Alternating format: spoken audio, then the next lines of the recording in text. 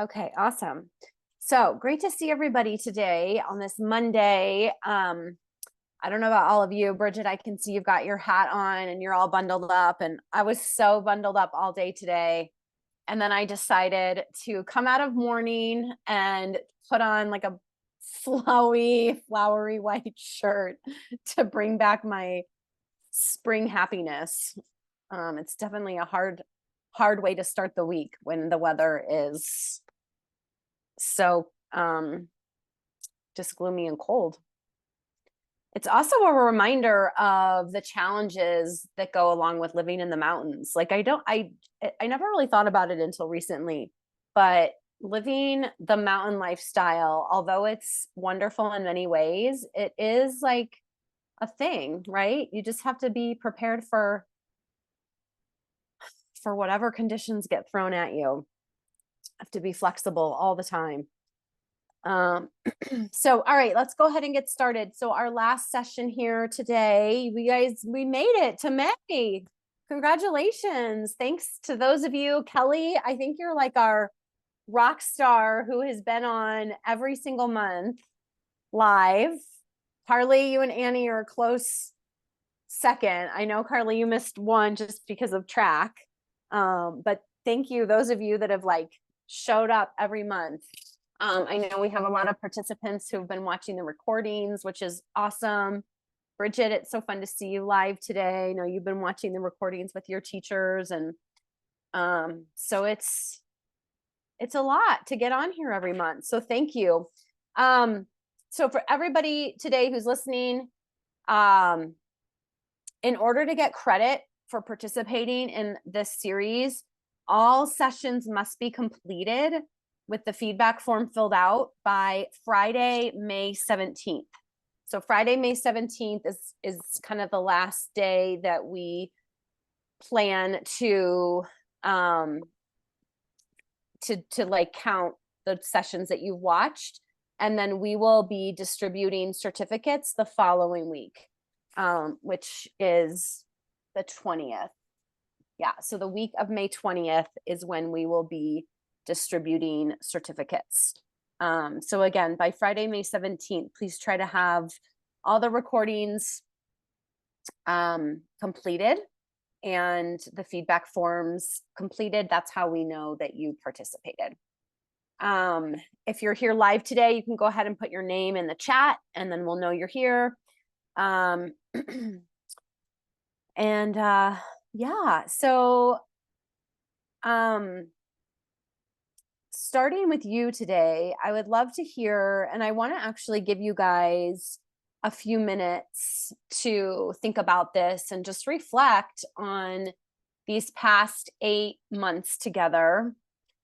And I'm going to give you a few minutes, probably 3 minutes to like write. So if you're watching the recording, you can take a pause. If you're here live, maybe grabbing a piece of paper or a sticky note if you don't have one nearby, and just taking a few minutes to reflect on how these monthly sessions have helped you this school year. How have these monthly sessions that Focus Kids has brought you, how has your teaching shifted? Or how has the care that you're giving yourself or giving to your students shifted?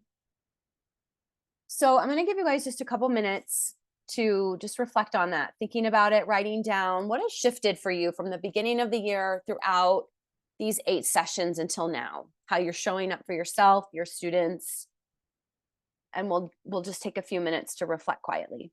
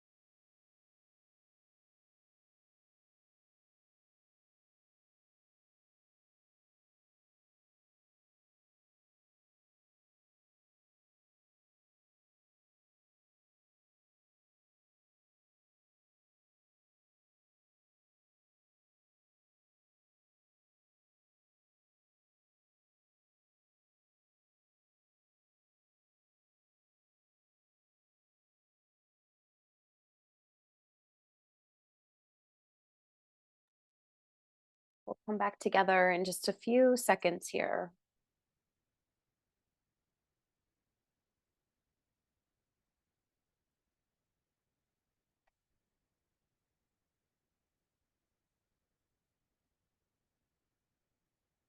Okay, if you're still writing, go ahead and finish up your thoughts. Maybe take this writing and expand on it later on, if that seems beneficial for you. Um, would anybody like to share what came up for them, what they might have, what you wrote or thought about?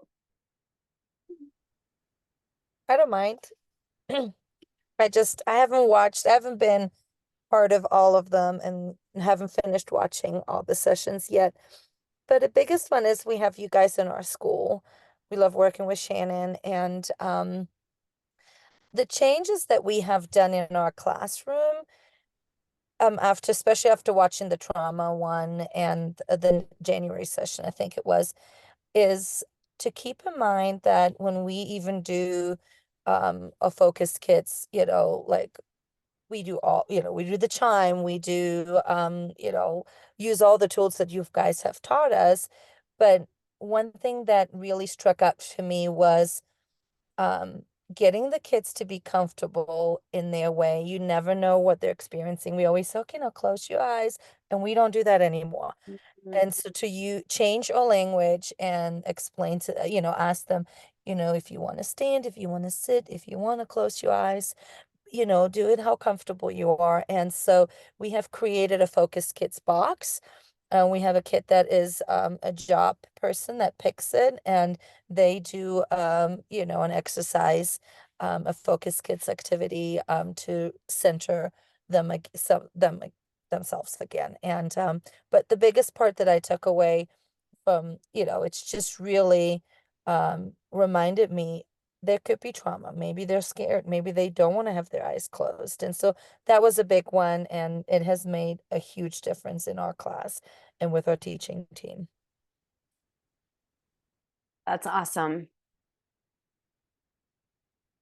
Yeah, and I love that, like, just those little shifts, right? It's not adding, it's not creating this big thing, but it's like, oh, having that trauma lens and having that awareness of, okay, instead of making all the kids close their eyes, and instead of it being this really uniform thing, which that's typically how classrooms are go, that's how we're trained, we can have flexibility in that, because what might feel comfortable for one kiddo doesn't feel comfortable for another kiddo, and that's based on their lived experiences often.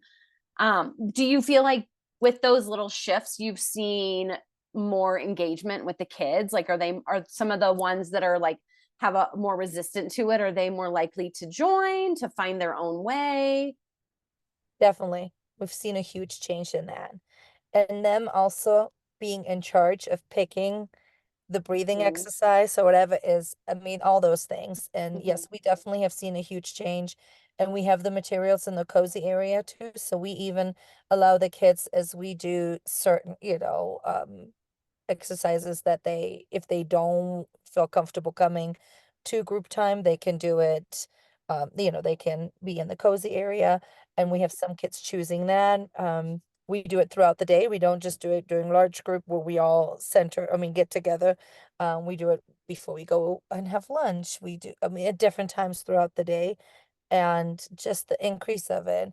We have parents that are doing it at home now with their kids. That's great. So it's, it started off, and, we had teachers saying, oh, we'll see how it goes. And I said, just give it some time over the next few months. And it's interesting the feedback we get from the parents. We've had the parent sessions that you guys offered, and then we had it at our school, and just the combo of everything. I feel like our Mm-hmm. whole classroom environment and community has changed, and Mm-hmm. the kids are definitely they're excited to do it, Mm-hmm. and in their own ways, Mm-hmm. so, and it's really I love like to that. have it started, get comfortable, some are just still jiggly, others, want to have their eyes open, some like to stand up, and some Some literally sit down with their fingers out and do the Zen, and it's really cute to watch. It's just, Mm-hmm. their personalities and Mm, what their experiences are at home. So it's been really impressive. that's awesome. Thank you for sharing all that, Bridget. And Bridget, just for those of you that don't know, is the director of a preschool in Carbondale, the Colorado Rocky Mountain Children's Preschool. And she's the director of Children's Rocky Mountain Preschool. Children's Rocky Mountain Preschool. What did I call it? Colorado Rocky Mountain. Yeah, Children's Rocky Mountain. Say it again. Children's Rocky Mountain Preschool. Yes. Children's Rocky Mountain Preschool. Awesome. And I love that you added in the parents, right? Like that's that ideal model when we have the kids, the teachers, and then we bring the parents in. That like whole school shift, you really start to see it happen on a deeper level. So yay, good to hear. Anybody else want to share anything that came up for them that shifts they've noticed? What's been helpful over the course of these last 8 months? I'll share. Thanks, Kelly. So, I'm in a little different situation than a classroom. But with Raising a Reader, we've been doing the sessions throughout the school year, and we were doing it last year as well. And now that Parachute Preschool has started doing focused kids, there's been the kiddos that have been in my group last year are starting to make the connection of the breathing ball and the different activities, like, we've done this before. We know what we're doing. And I talked to the preschool director, and they're really excited about getting this up and going in the classrooms. And we have a lot of my parents in the Raising a Reader group are taking the activities and doing them at home, and the kids come back and tell me they've been practicing and learning. And so it's good to see it starting before they even get into the school system, that they're getting that head start so that when they are in the school system, they're ready to go. Mm-hmm. And just, of course, the terminology that they're learning, the parts of the brain, and they're able to tell me what the parts of the brain and what they do. It's just, it's really fun to see them gaining that knowledge. So it's been good. I love that. Yay. That's so exciting to hear. It's really great.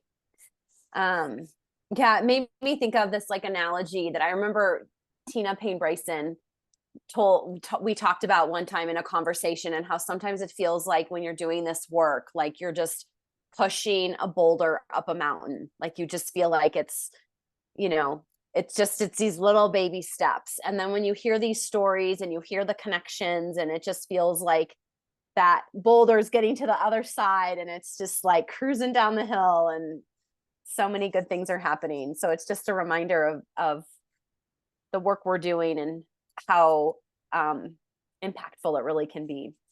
You guys are awesome. Anybody else want to share?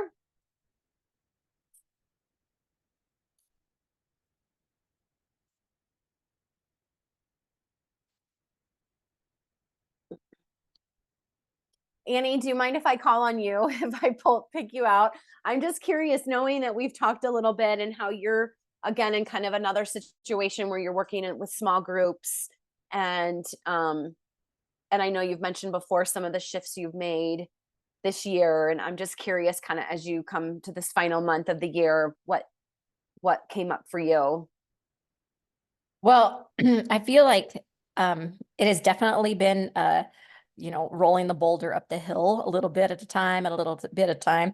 And I remember talking to you about my first grade group because I was struggling with mindfulness at the beginning of class and the transition coming in.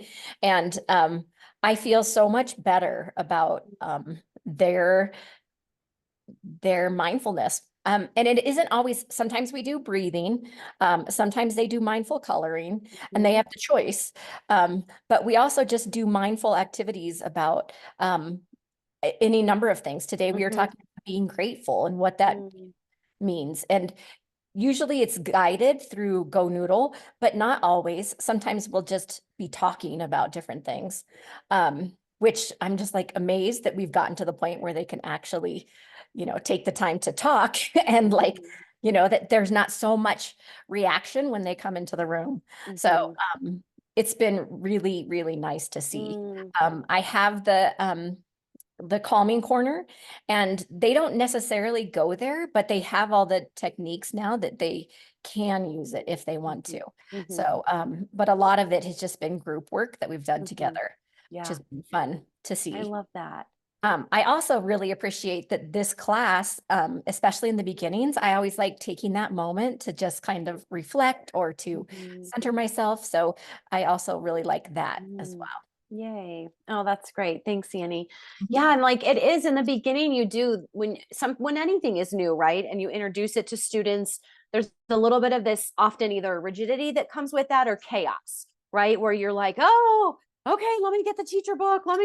We're doing something new, right? You might kind of go to that chaotic side where you're not really prepared or not focused on what you're doing, or you get really rigid where you're like, okay, everybody quiet.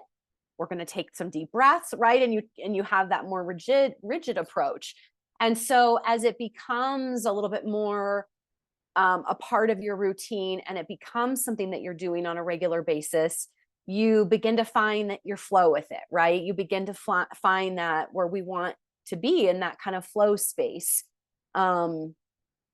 And the kids feel that too, where they feel like they have a little bit more freedom, right? To express themselves in the way they need to, or to do mindful coloring, or to do breathing, to stand up or to sit down. So it becomes this really nice, more fluid approach as you get used to it and as it becomes more of a routine in the classroom.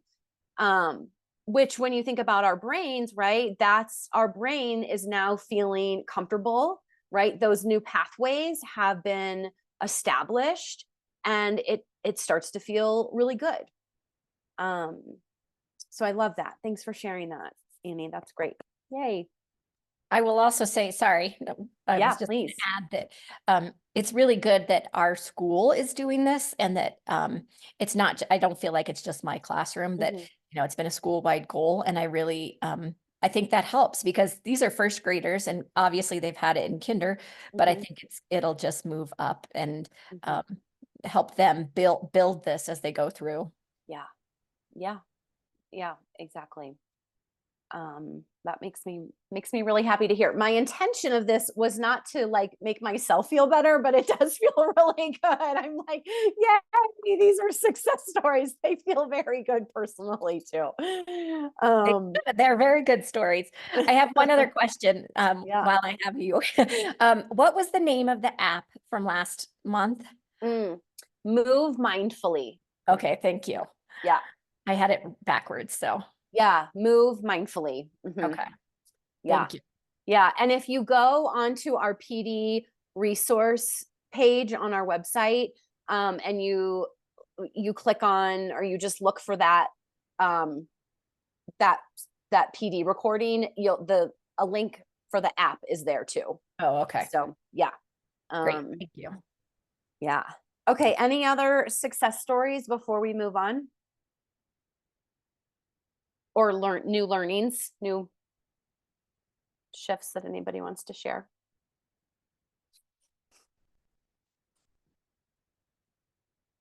Okay. Okay. Well, great. Well, if anything comes to mind, please just jump in at any time. I want to do, speaking of grounding practices, I want to do a grounding practice with all of you today that you probably have possibly done with me before. We actually, last year or the year before, I can't remember, we did a whole PD session on it. And I've been doing this a lot with some other groups I'm working with, and they've been really responsive to it. And it's taking a moment to think about these 7 different types of rest. So a psychologist, her name is Sandra, I'm blanking her last name, but she developed these concept of these 7 different types of rest that we need on any given day. And often we associate rest with our tired body, right? Our body being tired. We need physical rest. We need a nap. We need a break physically. But there are also other areas of our mind, of our body, that can sometimes need the rest. So in this practice today, I'm just going to walk you through these 7 types of rest. And I want you to just be aware of them as you navigate this last month of school, maybe as you go into summer. What type of rest is it that you are needing? So here we go. So just go ahead. You can turn off your camera if you want, and just begin to make that shift from your fight or flight nervous system to your rest and digest. Beginning to pause your body, pause your mind. If it feels good to you, you can close your eyes or gaze down. Hopefully, during these next few minutes, you can take a full pause, set aside whatever it is you're doing, whatever is calling to you, and just show up for yourself right now. Begin to tap into your breath.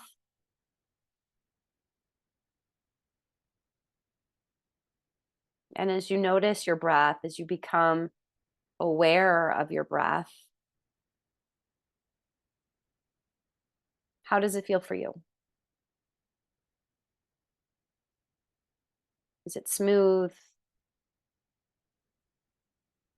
Does it feel choppy and rigid? Notice if you're breathing more from your chest. And if you are, see if you can try to breathe a little bit more from your belly. Channel your energy from your belly. Breathing in and breathing out.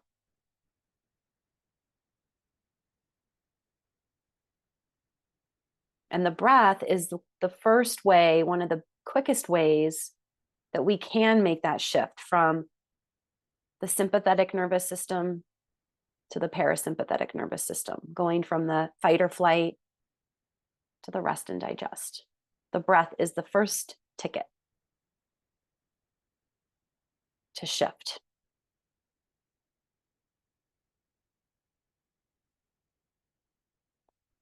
And so as we walk through these 7 types of rest, just notice which one resonates with you. Maybe there's multiples. And thinking about what kind of rest is your body needing. Or maybe you can connect to a time when you really recognized one of these types of rest you needed more than another. So as we walk through these 7 types of rest, just continuing to focus on your breath. If you feel distracted, if your mind is wandering a lot, maybe even say, I'm breathing in as you breathe in. I'm breathing out as you breathe out. So the first type of rest is that physical rest. Your physical body. Maybe that's meaning you need less exercise, more sleep,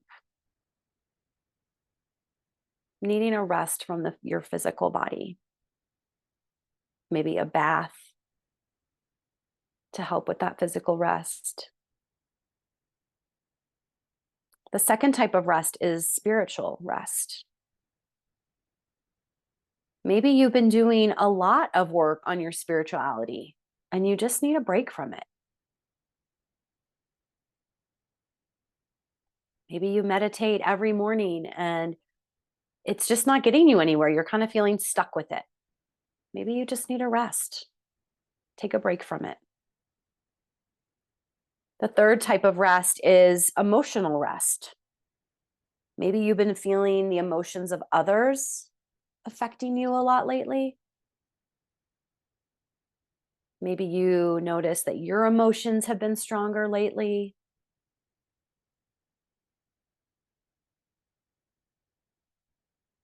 And that might look like taking a break, noticing the people that maybe kind of suck that emotional energy out of you, taking a pause from them, from those engagements.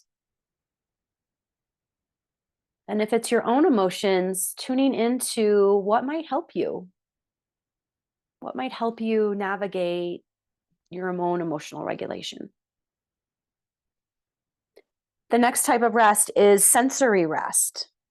This is one I think as teachers we can really resonate with a lot. Sensory rest, meaning you need some quiet, less stimulation around you, dimming of lights, less noise, less movement. Sensory rest. Maybe that's coming home at night and dimming the lights, turning on some calming music versus having the TV on. Maybe it's taking a break from your phone. We get a lot of sensory input from our devices. So that sensory rest, I think, is a really, really big one that we don't always recognize. The next one is social rest. Maybe you have been just on, and you need a rest from being that more extrovert, more social, outward.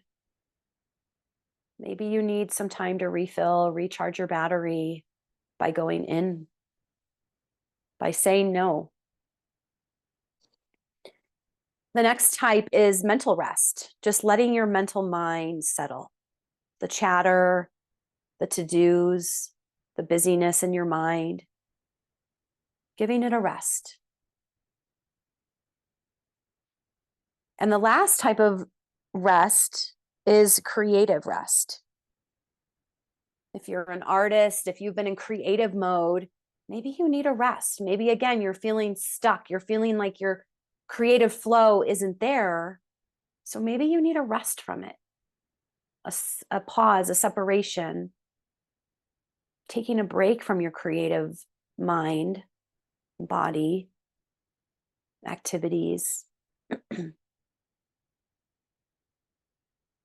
So just coming back to your breath, if you kind of checked out, or maybe your to-do list in your mind started seeping in again, it's no problem. It's not a right or wrong. It's just okay coming back to that awareness, the here and now. Your breath can help you bring you there. And as we close out, just thinking one more time, just paying attention to these 7 types of rest: physical rest, spiritual rest, emotional rest, sensory rest, social, mental, creative rest. And as you navigate the last month of school, when you can find time, whether it's in the morning, in the evening, midday, on the weekend, what type of rest do you need to help fill you back up, to help recharge your batteries? So as you feel ready, there's no rush, just take your time, maybe begin to bring some movement into your body. Rolling your shoulders might feel good. Maybe rolling your neck around a little side to side. Maybe it feels good to keep your eyes closed. Maybe that sensory rest is something you need right now, and you just want to sit with your eyes closed a little bit longer. And then as you feel ready, just coming back to our space here and now.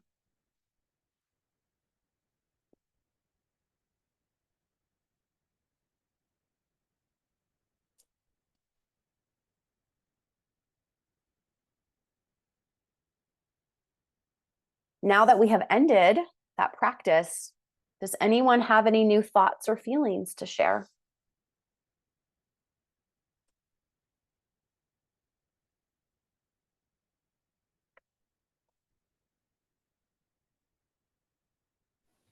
I do. I never knew that practice, and I loved it. And it really resonated with me, just all those different kinds of rests. And it was interesting, just kind of, we had a very hectic day, but I didn't even realize where chaos was in my body until you went through that. And I think it was just really that mental rest of having to problem solve and think, and I could deal a lot with my family today, and just kind of So yeah, and so that just like I was just felt really good. Mm-hmm. Awesome. Yeah, it's often like we don't even know we're not even paying attention to the type of rest we need. We're just going, going, going. And then we think, okay, sleep is rest, right? Right. Like I get into bed and I rest. And paying attention to, your day to day, just having that little like nugget in the back of your mind of like, what is like, if you have a 5-minute break, if you're on a 10-minute lunch break, teachers, it's like you get 5 minutes, right? Like, what rest do I need right now? So often we go to things that are stimulating, right? I'm going to look at my phone. I'm going to get on social media. But if you're really feeling like you need that mental rest or that sensory rest, maybe there's something that would fill you up, make you feel better.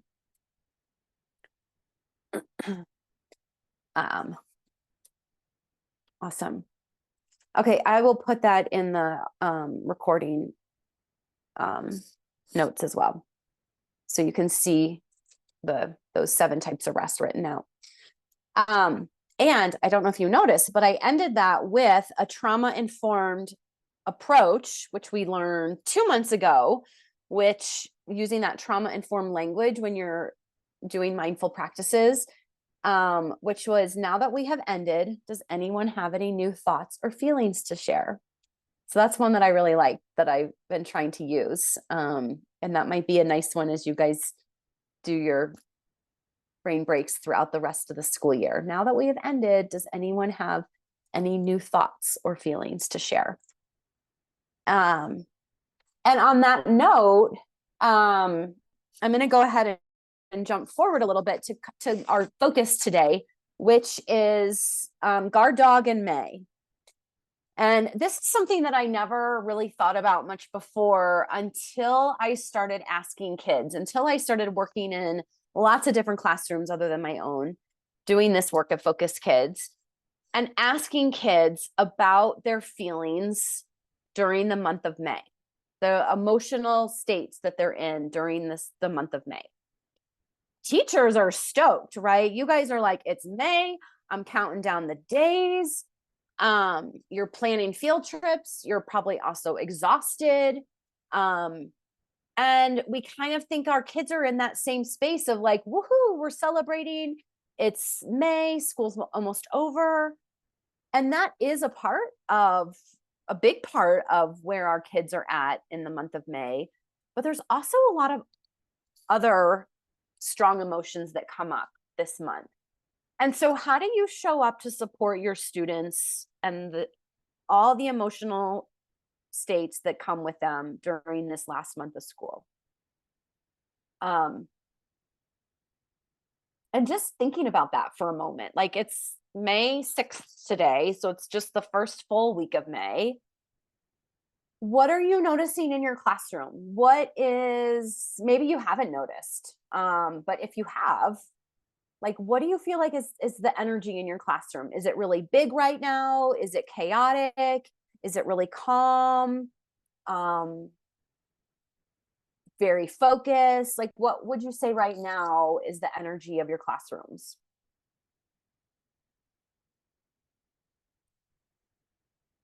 It's still early in the month. So maybe that kind of big energy, big feelings, they haven't really like started yet this month. What do you guys say? Yeah, Bridget. Usually the big energy is around big holidays for us, where we can tell the anxiety is kicking in. Currently, I feel like it's more the teachers, because we've got a lot happening. But we really, have worked hard over the last few months implementing all the strategies and the consistency. Still being consistent, because I think we do have a few kiddos that are excited about going to kindergarten, where others are scared and there's some anxiety happening. And so at this point, our classroom seems to be smooth sailing still. I don't know within the couple weeks where it's going to be. We're practicing graduation songs and things like that. So there's definitely some excitement. But since we've done everything this, over the last few months and continued on, I feel like our kids are more calm and relaxed, but our teachers, even though they are practicing with them, they feel the pressure right now. It's March Madness. It's, I mean, May Madness, not March Madness. I want to call it May Madness. And so if I can get them to, we've done an April Wellness Month and really taking breaks and doing all that. And but I hope that they will continue on over this month, because right now they're running around in the frantic, getting everything together. Yeah. Yeah, it's really true. Like the student's energy might be calm and they might feel really regulated right now, but the teacher energy is big because there's a lot going on, right? And as teachers, there's so much to manage, and there's finishing up, and there's pressures of grades and to-do lists, and it really gets to be a lot. Teachers are very checked out right now, and not in a negative way, but just in a like, I'm at capacity way. Capacity, right? yeah. And I just, I feel like the kids will catch on. I think that's where, and then you see it, oh, wait a second. So I hope that's what, if they can take a break and they can continue doing, their exercises too. And I think we'll continue doing the smooth sailing, but I feel like as soon as you walk through that door, they reach your energy. So I'm hoping that I can guide them a little bit more of like, okay, take a deep breath, go take your walk, do all these things. And then we'll continue the smooth sailing through May. Yeah. That co-regulation is so important right now. Very important. Yeah. Yeah. And so you bring up a good point too. And thinking about as the month of May gets busy, right? And the emotional regulation starts to get wonky, scared to go on to the next grade, anxious, nervous, happy, sad. I'm going to miss my teacher, right? Kids are very comfortable right now. They're very settled right now. And some kids have a nice cushy summer ahead of them, and some kids don't know what to expect, what's going to happen this summer, right? And so that like the unpredictability that's coming their way. School has been so predictable for them, and then all of a sudden they know when school ends, things aren't going to be predictable. They don't know where breakfast is going to be. They don't know who's going to be home with them during the day. They don't know how they're going to get to from point A to point B. So lots can come up. And again, for me as a teacher, I always just kind of felt like, okay, May, we're in it, we're doing it. But really this month, my challenge for you is to really tune into what's going on for your kids and how you can show up to support, number one, yourself, right? And to help you better regulate so that you can show up for your kiddos and they can show up for themselves. So here's a couple things to think about.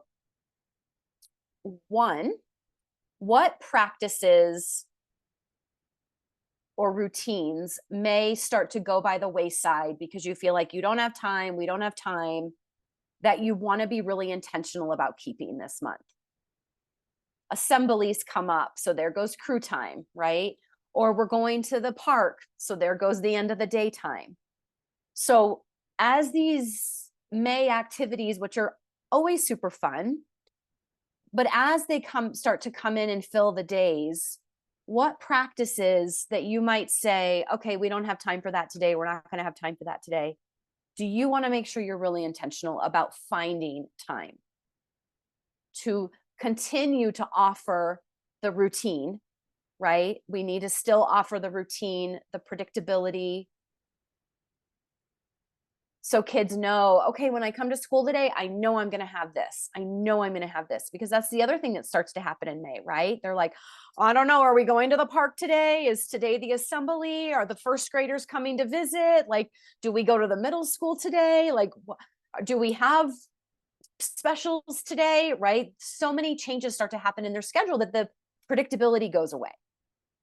So what practices can you make sure you hold really, really tight so that your kids know that, okay, these routines I know are going to be there? That's going to help their emotional regulation and help them to be able to manage their own emotions that come up. Ask your students, Those of you that have been doing these sessions all month, your kiddos are experts now. They're experts at brain breaks. They're experts at mindful coloring. They're experts at breathing. They're experts at mindful movement. So really engaging, like, let your class be the experts. What do you guys need right now? Maybe they're coming in the morning and some kids need some creative time. Some kids need really focused time. Some kids need quiet time. So this is like the time of year where I feel like, as much as you want to keep the routine, finding places for some flexibility where they can channel their energy and get that energy out in ways that they need to in a mindful way, right? So it's not like going crazy running around the classroom, but do you need movement? Do you need a movement break right now? Do you need a calming break right now? So really ask your students, what do you guys need right now? What's going to be helpful for you? Okay, yesterday we were on a field trip all day. Now we're back at school. What do you guys need? What's going to help you? Ask them. Find out what it is that they need. Morning check-ins. Again, with May comes some questions about what happens next year. May comes with more activity, more chaos, bigger energy. So morning check-ins, right? On a scale of 1 to 5, how are you today? Thumbs up, sideways, or down. How are you today? Right? And create those little moments to actually hear what's going on for them. I'm really nervous because last night we were talking about this at home and I'm not sure what I'm going to be doing. You get so much information from your kiddos when you do those morning check-ins. So really trying to carve out time, whether it's every morning or at least 1 or 2 mornings a week, to do a check-in in some way. Maybe you've already been doing it, so this is already built in, to find out what's going on in your kiddos' lives. What is it that's going on in their life? And then that can help you connect with them and show up for them in the way they need you to. So staying intentional to practices and routines that you really want to hold sacred this month. Keeping that calm and consistency as much as you can. Asking your students, right? Letting them be the experts on brain breaks, on how they calm themselves, how they get energy out, offering check-ins. And all of these things are only going to happen if you're regulated, right? If you come in and you're exhausted and you're like, okay, come on, let's just, right? You're just like, we're in the grind. Let's just get to it. We got to do it. You are not even thinking about their needs, right? Or what the classroom needs. That's often what starts to happen in May. So going back to, what are you doing to take care of yourself this month? What is it that maybe you can say no to so that you can show up and offer that co-regulation to your students? It's not going to be perfect. It's not going to happen every day, right? But having awareness about it so that you can practice it. It's just all practice. Knowing that this time of month brings a lot of emotions. It brings emotions of excitement and fun, but it also brings in worry, fear, chaos, stress. So how do you support all of those big emotions that are coming up this year or this month with your kiddos? Amanda? Yeah. Do you mind if I just add something? Is that okay? I don't know if you're on a roll. I didn't want to interrupt you. Yeah, go for it. One of the things I'm hearing from a lot of teachers in the different classrooms I'm in right now is this feeling of regression, that kids are regressing and I think that, and when I talk to teachers about that, and I just even remember from when I was teaching, I remember feeling that. And I think that can feel really defeating. And so just reminding ourselves that the kids, especially in May, are really in that guard dog area of their brain. And it's not necessarily that they're regressing, it's just that they're a little more in fight, flight, or freeze. And so, because I think it can cause some anxiety, I know it would cause anxiety for me, but it can cause some anxiety, I think, for teachers after a year of really hard work to feel like, oh my gosh, why can't we line up now? Like, so anyway, Yeah. I just wanted to That's add that. so valid. Yeah. Yeah. And just validating that feeling, right? Because that is a very typical feeling in May of like, excuse me, what's going on here? Like what, and we often say that to our kids, like, what's going on with you guys? You guys have been doing this all year, right? So maybe think of that trauma informed language instead of saying, what's wrong with you? Why can't you guys do this? We've been doing this all year. Like getting curious and saying, what's up? What's going on for you? What's going on today? What do you think you need today to help get you back on track?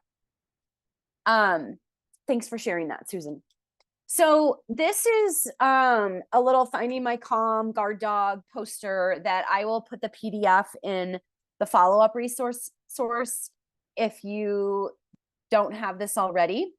And there's a color one and there's a black and white one as well.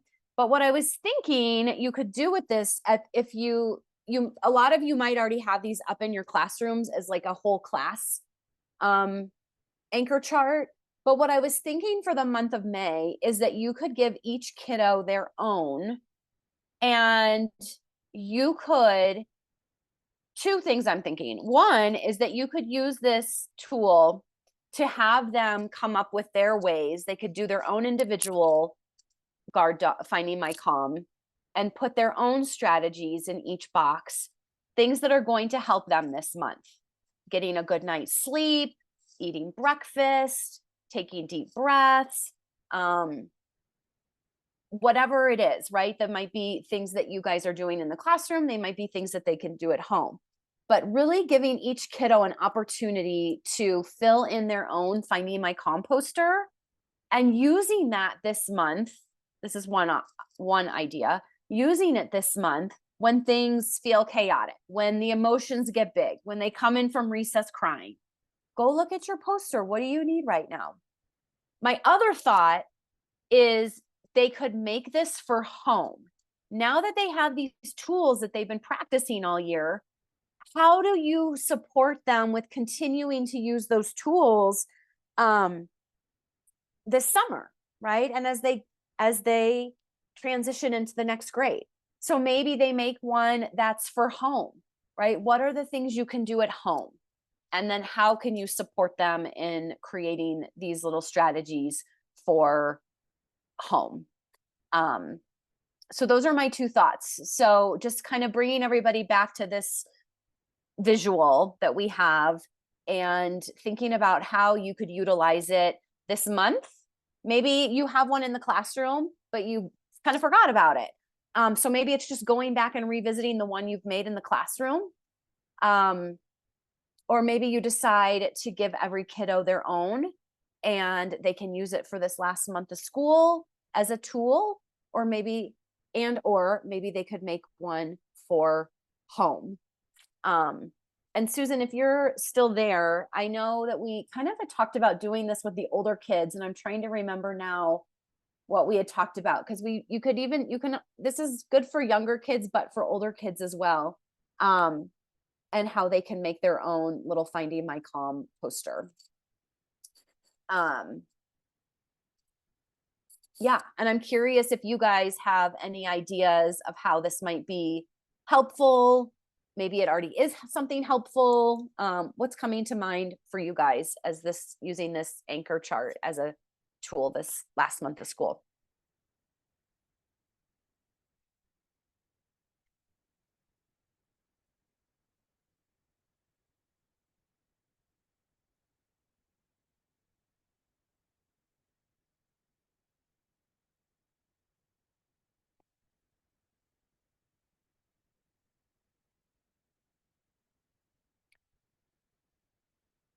another idea is maybe you take it on a field trip. Maybe this is something that goes to the park or goes on a field trip with you for maybe one specific kiddo. Maybe there's a kiddo that really needs extra support. So maybe they get a little anchor chart to take with them. This is moving all over the screen. I kind of thought we have kiddos that are going to kindergarten, and nap time is becoming a little bit you know, busy. I'm not sure if that would be helpful to kind of finding your calm Mm-hmm. a few minutes, just and then do something, we're switching some of our nap time around right now. We're such a small program that we don't have a gym that we can take them to. But with the weather, well, not today. But with the weather being good, so maybe finding your calm, kind of like, okay, let's center. There's 1, 2, 3, 4 in those 5 days. I don't know if you could use it for 5 days. Oh, I like that. I find my calm on Monday, Tuesday, and then I went outside and did this. So not Mhm. sure, that's kind of where I thought it might be helpful for my teachers to use it that way. Yeah, I love that. That's a great idea. And I think you can get really creative, and you guys will probably get even more creative than what I'm thinking about with this. So I love the days of the week. I was also thinking, Bridget, for like rest time, maybe it's like finding my calm for nap or for rest time, right? And they can either do belly breaths, like tummy ride, or they can listen to a story on tape, and maybe the class picks what they want to do before nap time, before rest time. And there's like it's tied to rest time. But this will be in the follow-up resources if you don't already have it. I also have like a poster size version. I'll stop sharing. So if anybody doesn't have the poster size and would like it, if you're in the Valley, Roaring Fork Valley, I can get this to you as well. That's kind of a newer, updated version of our Finding My Calm poster. Any other thoughts? Thumbs up. Today felt helpful. I've got some little nuggets to take away for the month of May. Kind of. No, I'm just in survival and I need to just get moving. Okay, awesome. Okay, so as we close out today, I'm going to multitask here for a second and put the feedback form in the chat. We will be spending this summer working on resources and just doing kind of like the behind the scenes work of updating resources, getting some new material out there to you guys. I know you've been asking for it. So these feedback forms, I do look through them. I don't always respond to everybody individually, but I do look through them every month, and we'll take them again this summer as we build out programming, and we'll use them. So please know that your feedback really drives our programming, especially with our teachers. Okay, so as we close out today, just going to put the feedback form in the chat. Okay. And thinking about gratitude, and I thought, we all know about gratitude practices and focusing on gratitude.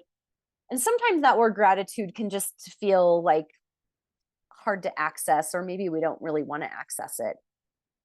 So for our closing today, instead of thinking about gratitude, I want you to just shift the energy into your brain to what's going well. And if you can close your eyes for a minute or write down, but just bring to mind 3 things that are going well right now for you. They could be very small things. They could be bigger things. They could be personal, professionally. Just take a moment and write down or visualize, acknowledge 3 things that are going well for you right now.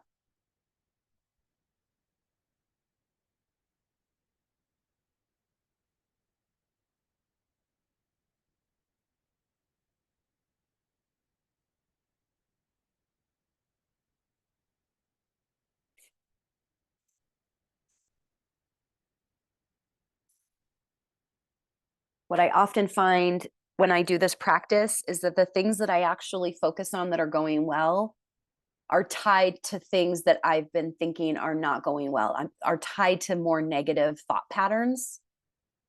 But when I just take a moment to shift the positive, the two actually often go hand in hand. What was showing up in a really negative way for me, I'm all of a sudden finding a little glimmer of hope, of positivity in that.